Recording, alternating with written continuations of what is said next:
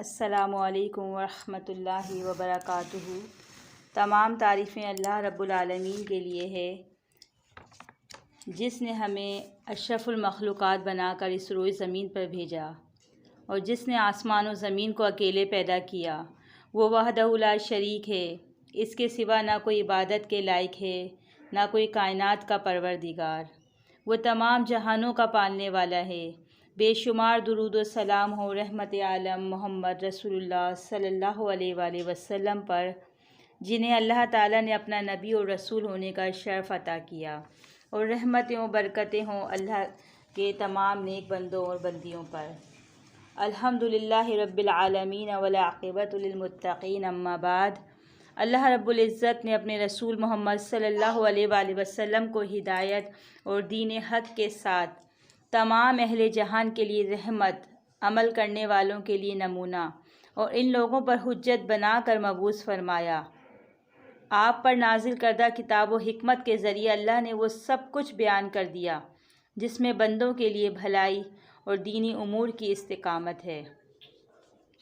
صحابہ کرام رضی اللہ تعالیٰ عنہ، تابعین رحمۃ اللہ علیہ، یہ وہ نیک ہستیاں تھیں جنہوں نے شریعت کو تھاما اور سنت رسول صلی اللہ علیہ وآلہ وسلم کو مضبوطی سے پکڑا، اور یہی وہ لوگ تھے جو مبارک جماعت والے قرار پائے۔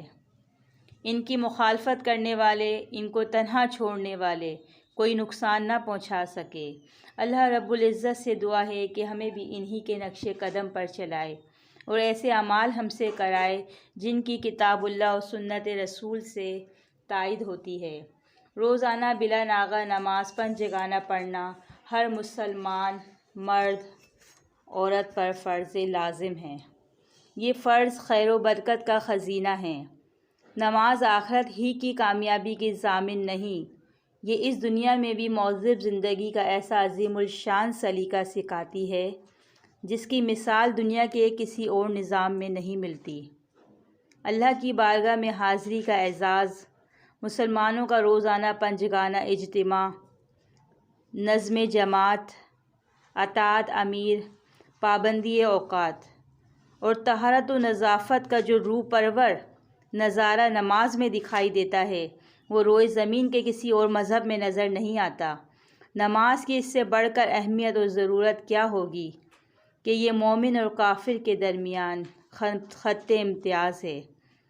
جس نے نماز ترک کی اس نے کفر کیا۔ نماز بے حیائی، فحاشی اور بری باتوں سے روکتی ہے، عزت و سرخروئی کی ضامن ہے، رسالت مآب صلی اللہ علیہ وآلہ وسلم کی آنکھوں کی ٹھنڈک ہے۔ قرآن کریم نے بشارت دی ہے کہ جو اہل ایمان نمازوں میں اللہ کے حضور گڑ گڑاتے ہیں، رب جلیل انہیں ضرور کامیاب فرماتا ہے۔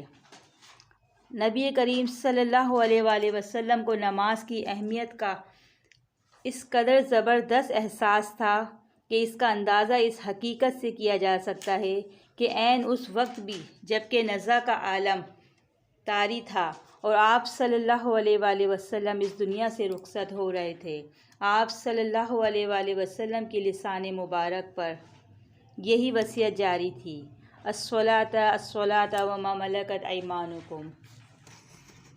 معزز سامعین، نماز دین کا انتہائی اہم رکن ہے۔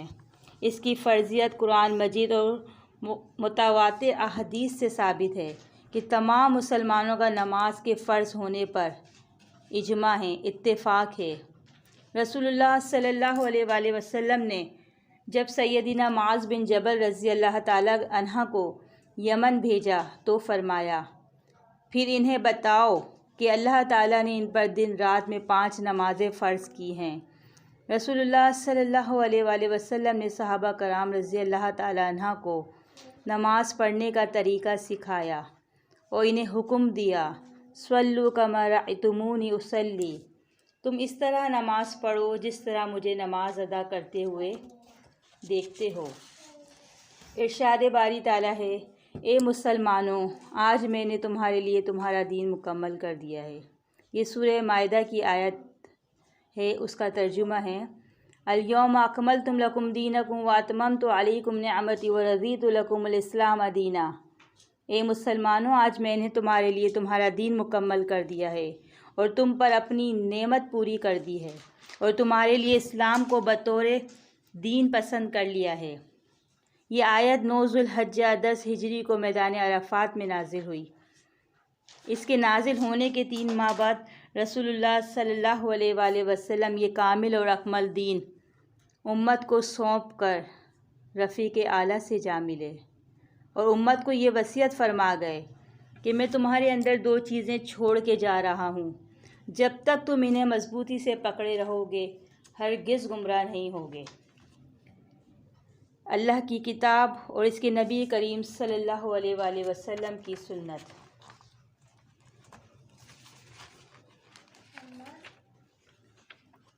سیدنا انس رضی اللہ تعالی عنہ روایت کرتے ہیں کہ رسول اللہ صلی اللہ علیہ وآلہ وسلم نے فرمایا، جو شخص نماز بھول جائے یا سو جائے تو اس کا کفارہ اس کے سوا اور کوئی نہیں کہ جس وقت اسے یاد آئے یا بیدار ہو اس نماز کو پڑھ لے۔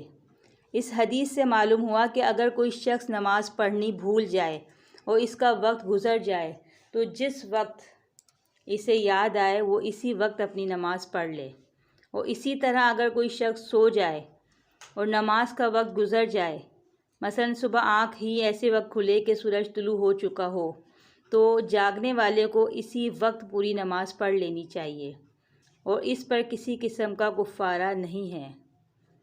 قضائے عمری والے مسئلے پر شریعت میں کوئی اصل نہیں ہے، لہٰذا یہ بدعت ہے۔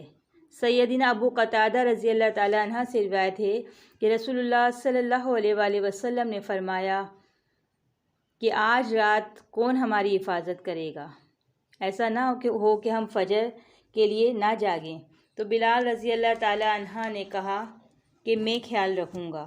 پھر انہوں نے اپنی سواری کے ساتھ ٹیک لگا کر مشرق کی طرف منہ کیا اور کچھ دیر بعد سیدنا بلال رضی اللہ تعالیٰ عنہ بھی نیند آ گئی انہیں، یعنی نیند میں چلے گئے۔ لیکن جب سورج گرم ہوا تو سب سے پہلے رسول اللہ صلی اللہ علیہ وآلہ وسلم پھر صحابہ جاگے، تو آپ نے سیدنا بلال رضی اللہ تعالیٰ عنہ سے ان کا عذر سن کر فرمایا، اونٹ کی نکیل پکڑ کر چلو کیونکہ یہ شیطان کی جگہ ہے۔ پھر نئی جگہ پہنچ کر رسول اللہ صلی اللہ علیہ وآلہ وسلم نے وضو کیا اور سیدنا بلال رضی اللہ تعالیٰ عنہ کو اذان کا حکم دیا۔ سیدنا بلال رضی اللہ تعالیٰ عنہ نے اذان دی، نبی کریم صلی اللہ علیہ وآلہ وسلم نے 2 رکعتیں پڑھی، باقی لوگوں نے بھی 2 سنتیں پڑھی۔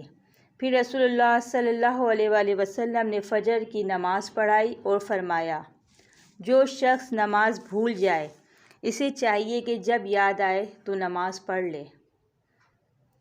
کسی صحیح حدیث سے ثابت نہیں ہے کہ فوت شدہ نمازوں کو دوسرے دن اس کے وقت پر پڑھا جائے، جس طرح لوگ فجر کی نماز کو اگلے دن کی فجر میں پڑھتے ہیں، بلکہ نبی کریم صلی اللہ علیہ وآلہ وسلم کے فعل سے بالکل واضح ہے کہ نیند سے بیدار ہونے پر فوراً نماز ادا کی جائے، لہٰذا قضا نماز کی ادائیگی کے لیے اس کے بعد والی نماز کے وقت یا اگلے دن اسی نماز کے وقت کا انتظار نہیں کرنا چاہیے، بلکہ اسی وقت ادا کر کے مزید توبہ و استغفار اور نیکی میں سبقت لے جانے کا اہتمام کرنا چاہیے۔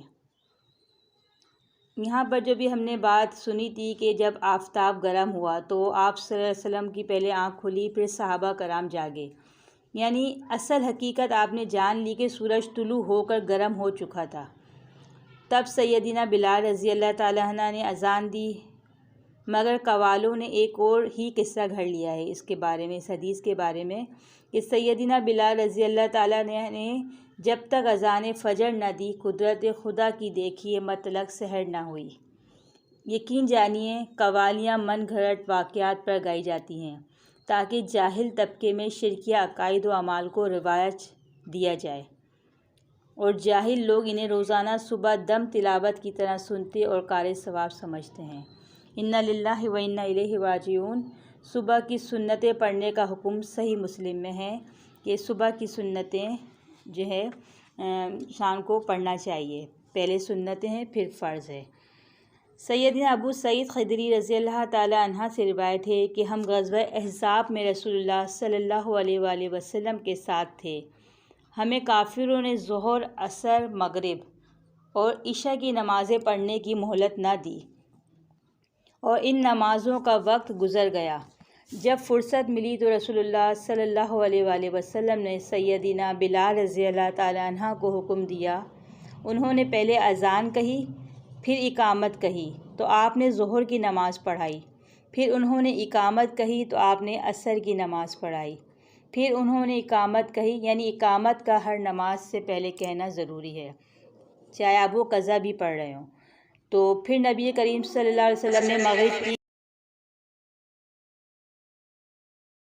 کی تو نبی کریم صلی اللہ علیہ وآلہ وسلم نے عشاء کی نماز پڑھائی۔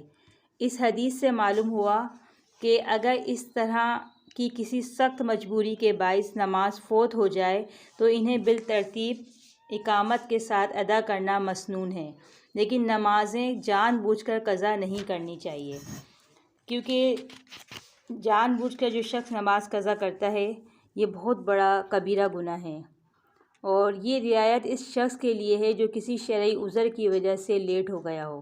جیسے ابھی ہم نے اس سے پہلے پڑھا تھا کہ نماز اگر کوئی سو گیا ہے، نیند سے بیدار ہونے کے بعد فوری نماز پڑھنی چاہیے، لیکن بغیر کسی شرعی عذر کی وجہ سے لیٹ ہو گیا، ورنہ محض سستی کی بنا پر نماز اس قدر لیٹ کرنا یا نمازوں کو جمع کرنا یہ منافقت کی علامت ہے، جس سے ہمیں اجتناب کرنا چاہیے۔